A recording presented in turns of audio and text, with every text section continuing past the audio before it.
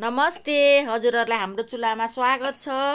आज चाहिँ मैले तुरुन्त खान मिल्ने लसुनको मिठो चट्ट अमिलो पिरो अचारको रेसिपी लिएर आएको छु। हजुरहरुले सुरुदेखि अन्तिमसम्म हेरेर साथ दिनुहुन्छ भन्ने आशा गर्दछु। लसुन मैले 300 ग्राम केलाइहोरी लामो लामो काटेर मैले चाहिँ तयारी पारिसकेको छु। ल हेर्नुस् त अचारको लागि चाहिँ लामो लामै राम्रो हुन्छ। अकबरे खोर्सानी 10 वटा, मेथी आधा चम्चा, जीरा 1 चम्चा, धनियाको दाना 3 चम्चा, ज्वानो आधी चम्चा, सर्स्यौ 4 चम्चा, तिमुर आधा चम्चा, मरिचको दाना आधा चम्चा, त्यस पछाडि आँपको धुलो 2 चम्चा, कालो जीरा आधा चम्चा, सोप 3 चम्चा। मैले चाहिँ मसलाहरु भुट्नको लागि प्यान बसाइसकेको छु। प्यान तातिसक्यो, मेथी दाना राख्दै छु।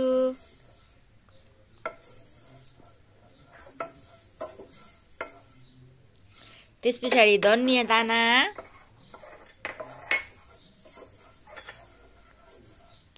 जीरा,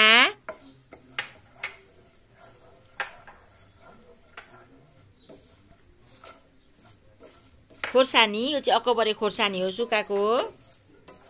हजुरहरुले जुनै खोर्सानी पनि राख्न सक्नुहुन्छ, लामो।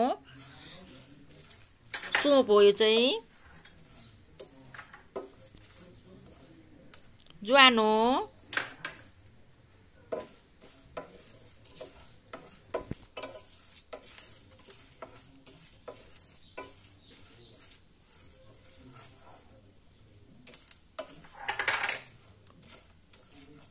अचारमा चाहिँ भुटेको मसला नै मिठो हुन्छ। मरिचको दाना हो, त्यसपछि टिमुर,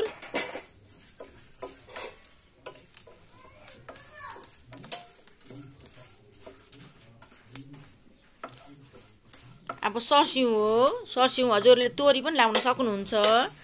ग्यास बन्द गरी वरी म चाहिँ राख्छु लास्टमा, अनि मात्रै नभए डर छ सुरुमा राख्दा छिट्टो पाक्छ तोरी सर्स्यौ चाहिँ। ल हेर्नुस् त मैले भुटेर पनि सके। अब एकैछिन सेलाउन राख्नु पर्छ। अब सेलाइसकेपछि चाहिँ हामीले मिक्सी जारमा राखेर पिस्नु पर्छ मसलालाई।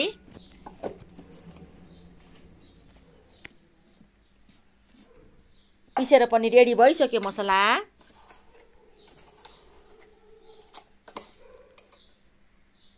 धेरै मसिनो नि पार्नु पर्दैन, यतिको भए हुन्छ।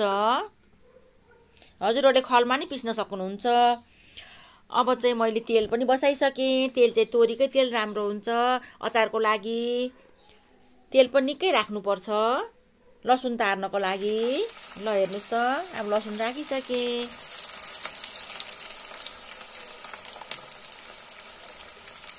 अब लसुनलाई चाहिँ मजाले फ्राई गर्नुपर्छ।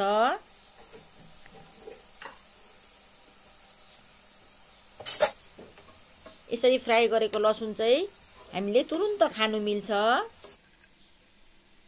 घाममा सुकाइरहनु पर्दैन। ल हेर्नुस् त एकदम छिट्टो मिठो यो अचार चाहिँ हामीले बनाउनको लागि पनि भान्सामै भएको सामग्रीबाट तयार हुन्छ। अब म भुटिसकेर म निकाल्दै छु कराईबाट। ल हेर्नुस् त यतिको भयो भने हाम्रो अचार बनाउनको लागि तयारी भयो। अब लसुन, अब यो अचार चाहिँ पकाइरहनु पर्दैन। अब बोलमा राखेर चाहिँ मजाले मोल्दा हुन्छ। अघि पिसेको यो चाहिँ मसला हो। अचारमा चाहिँ मसला धेरै नै मिठो हुन्छ। सोप हो, कालो जीरा, यो चाहिँ नभुटिकन दानै राखेको नपिसी नै। यो चाहिँ आँपको धुलो बनाएको पाउडर हो। हजुरहरुले आँपको पाउडरको सट्टा कागती पनि राख्न सक्नुहुन्छ। तितिरी कागती जे छ त्यो राख्नु होला। कश्मिरी धुलो खोर्सानी, यो चाहिँ कलर पनि राम्रो दिन्छ। नुन स्वाद अनुसार,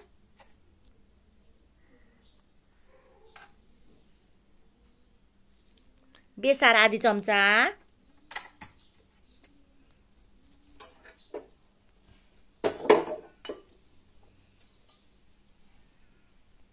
अब म चाहिँ तेल राख्दैछु। अघि त्यो लसुन तारेको तेल हो।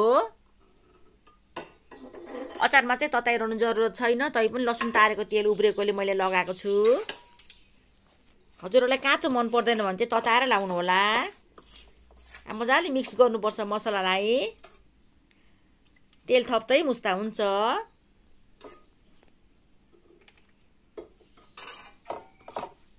जुनै अचारमा नि मसला चाहिँ बढी नै भएको मिठो हुन्छ।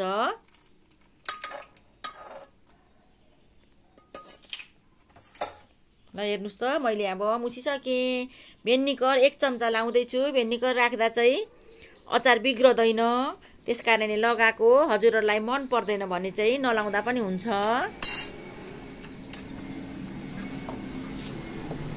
घाममा सुकाएर नि बनाउन सकिन्छ। अब घाममा सुकाएको अचार चाहिँ निकै दिन लाग्छ तयारी हुनलाई, खानको लागि।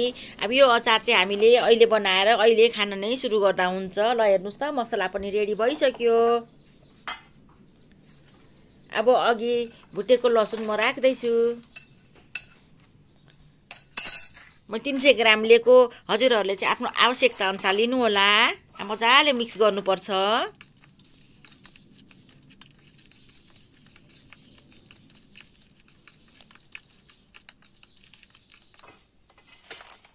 ल हेर्नुस् त, अब हामीले चाहिँ तेल पुगेन भने चाहिँ तेल थप्दै बनाउँदा मुस्ता पनि हुन्छ। अब बोतलको अचारहरू राख्दाखेरि चाहिँ तेलहरू चाहिँ बढी नै चाहिन्छ। म तेल थप्दैछु। अघि तताएको तेलै छ, लसुन फुरियाको तेल। ल हेर्नुस् त, अब एकदम तयारी भइसक्यो। यो हामीले खानको लागि चाहिँ रेडी भइसक्यो अचार। हामीले सुक्खा बोतलमा राख्नुपर्छ यो चाहिँ अचार चाहिँ। ल रेडी भइसक्यो खानको लागि। अब म हजुरहरूलाई सर्भ गरेर देखाउँदैछु। हामीले खाना रोटी जेसँग नि खान सकिन्छ। अब हजुर अवश्य बनाएर खानुहोला। हजुरहरूलाई भिडियो मन परेमा लाइक, कमेन्ट, सब्सक्राइब गरिदिनु होला। साथै फ्यामिलीहरूसँग सेयर गर्नु नभुल्नु होला। हजुरको दिन सुखमय बितोस्। धन्यवाद।